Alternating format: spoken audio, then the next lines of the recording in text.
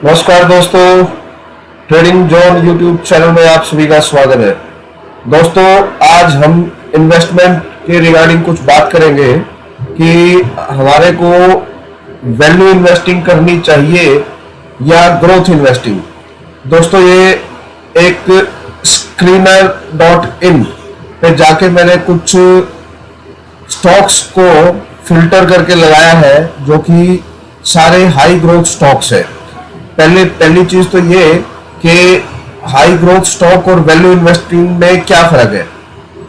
High growth stock जो होते हैं दोस्तों, उनके अंदर खासियत ये होती है कि वो हाई पी पे चल सकते हैं और इन फ्यूचर उनके अंदर अगले कुछ सालों तक, 2 साल, 3 साल, 5 साल तक उनके अंदर इन्वेस्टर जो है एक अच्छी खासी ग्रोथ एक्सपेक्ट करता है।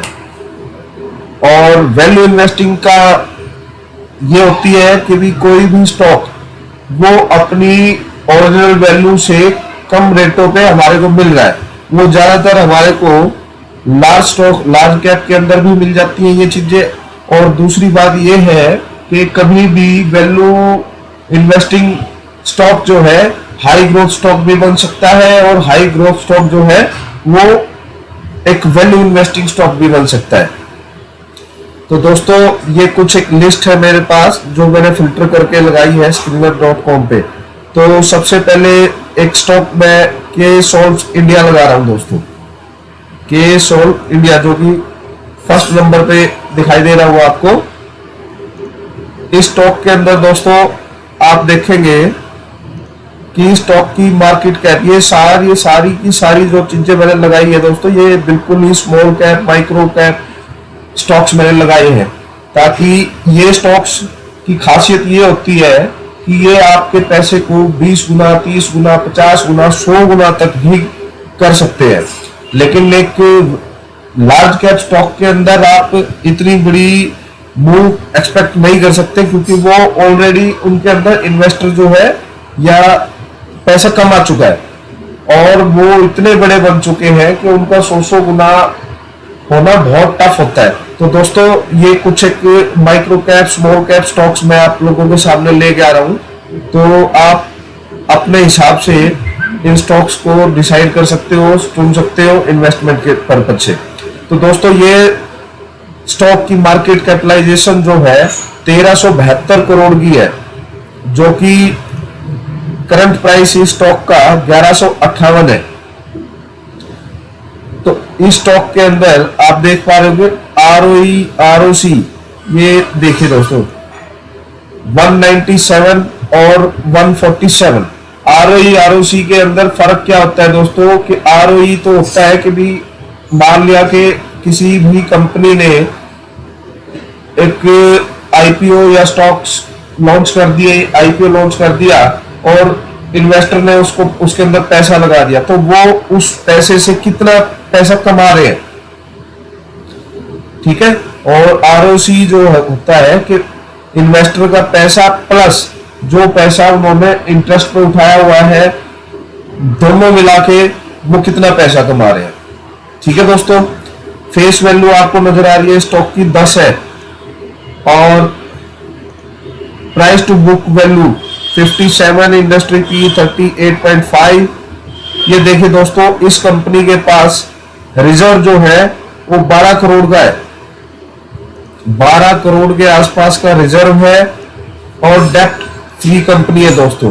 तो किसी भी कंपनी को हम इन्वेस्टमेंट के पर्पज से जब अपने पैरामीटर लगाते हैं तो उसके अंदर हम कोशिश करते हैं कि भी हमारी कंपनी डेप्ट फ्री हो और उस कंपनी के पास कुछ रिजर्व, सरप्लस वगैरह कुछ हो और उन कंपनियों ने अपनी शेयर होल्डिंग जो है वो प्लेज नहीं कर रखी हो। तो आप देख सकते हो कि भी कोई भी किसी भी प्रमोटर ने इस कंपनी के अंदर कोई भी अपनी प्लेज क्वांटिटी नहीं रखी हुई है।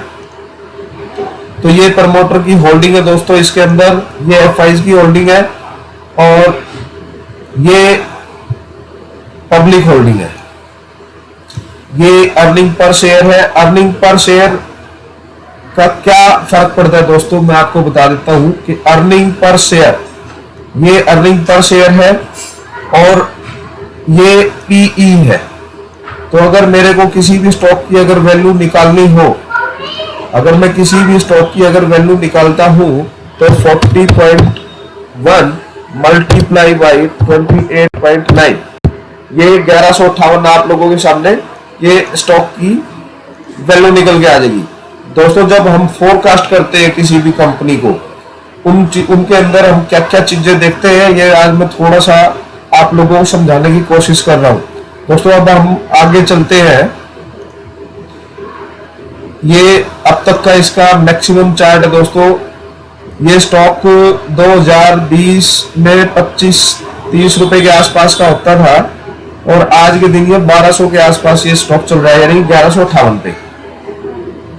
ये ऊपर फंडामेंटल्स मैं आपको दिखा चुका हूं। मैं अब इसकी रिजल्ट पे जाते हैं या इसकी सेल्स और बैलेंस शीट वगैरह को चेक करते हैं।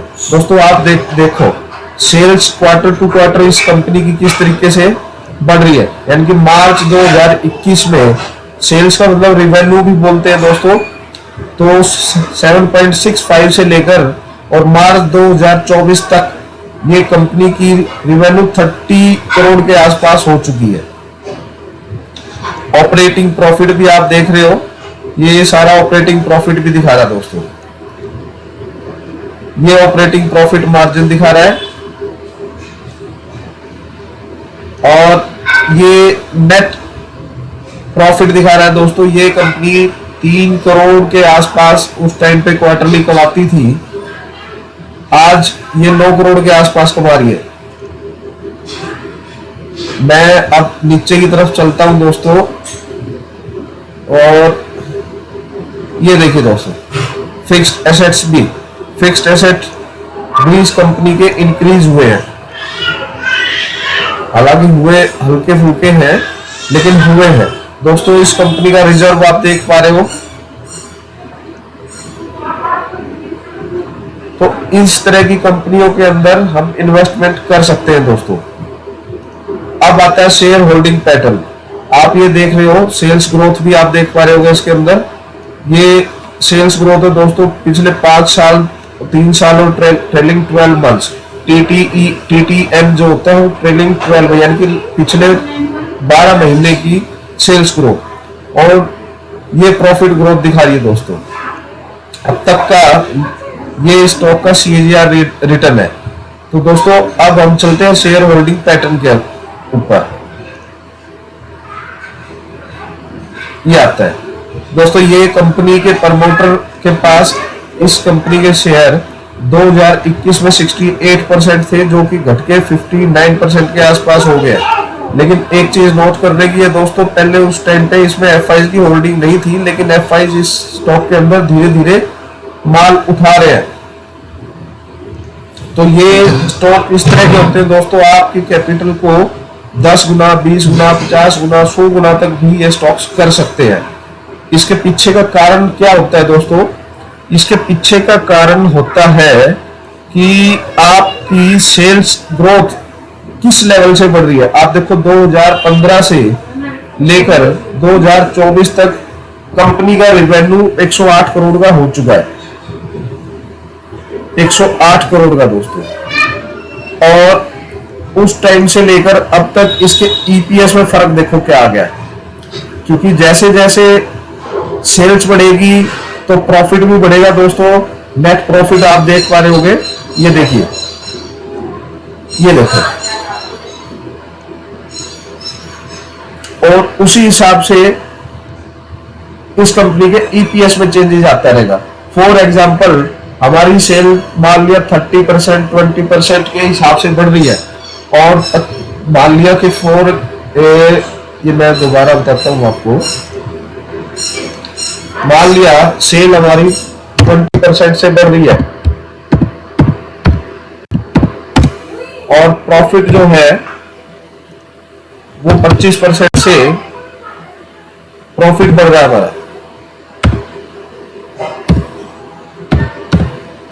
तो हम उम्मीद यही करेंगे कि हमारी जो EPS के अंदर जो है वो चेंजेस भी 25% के आसपास आ जाएंगे। यानी कि अगर आज के दिन 28.87 है तो अगर इसके अंदर हम 25% इंक्रीज करते हैं तो ये कैलकुलेशन दोस्तों हमारी, ये देखिए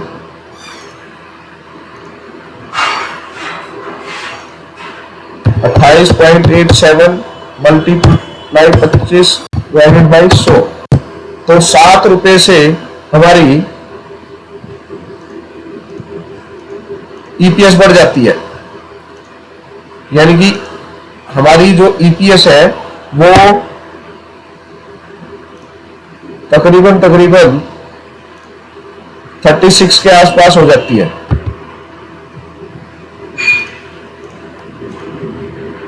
36 के आसपास।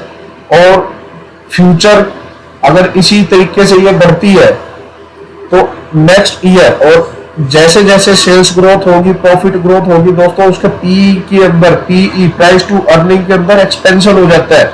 जो करंट पी मान लो 35-40 के आसपास चल रही है, वो 50, 60, 70 वो मार्केट उसको उसी के अकॉर्डिंग वैल्यू दे देता है।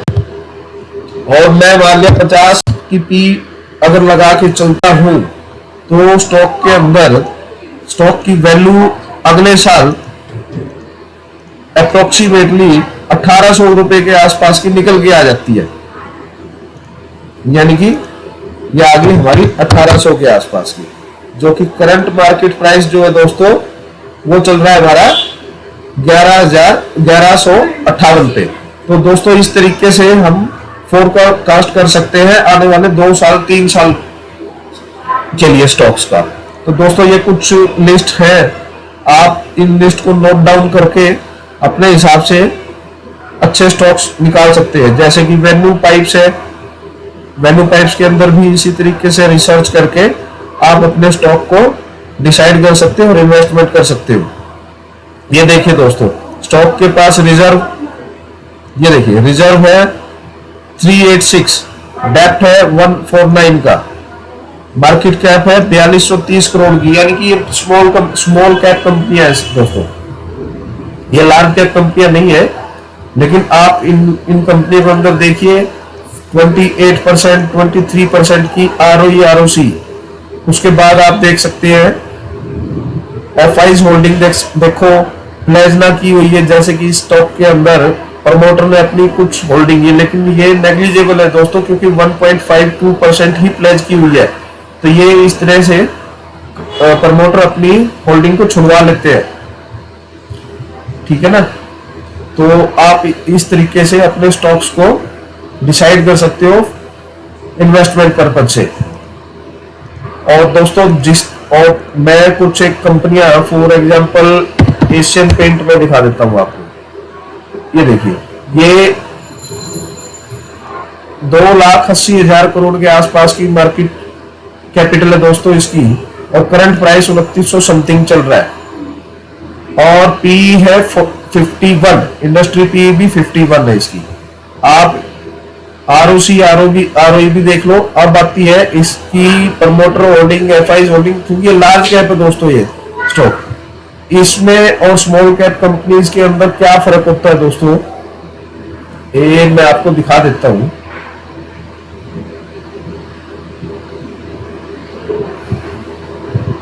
ये देखिए दोस्तों, ये इन कंपनियों की सेल्स जो है वो 20-20, 30-30% से नहीं बढ़ती है। ये देखिए लास्ट ईयर में तकरीबन 34,500 करोड़ के आसपास थी, और इस मार्च तक आते आते ईयर ऑन ईयर बेसिस पे 35,500 करोड़ की हो गई है। तो ये जब जब कंपनी की अंदर अच्छी खासी ग्रोथ सेल्स में, प्रॉफिट में होती है, तो उसके ईपीएस में, अर्निंग पर शेयर में उसका रिफ्लेक्शन दिखता है। तो आप जहां जहां भी किसी भी स्टॉक के अंदर इस तरह की चेंजेस देखोगे तो उसी हिसाब से स्टॉक रिटर्न देना स्टार्ट कर देता है। तो दोस्तों एक छोटा सा प्रयास था मेरा, एक वैल्यू इन्वेस्टिंग और ग्रोथ इन्वेस्टिंग में डिफरेंट कुछ करने का। तो आप भी इन स्टॉक्स को अपने रिस्क एपेटाइट के अकॉर्डिंग इन्वेस्ट कर सकते हो दोस्तों। तो दोस्तों थैंक यू। मेरा चैनल ट्रेडिंग जोन लाइक कीजिए, सब्सक्राइब कीजिए, शेयर कीजिए और बेल आइकन दबाना ना भूलिए दोस्तों। Thank you.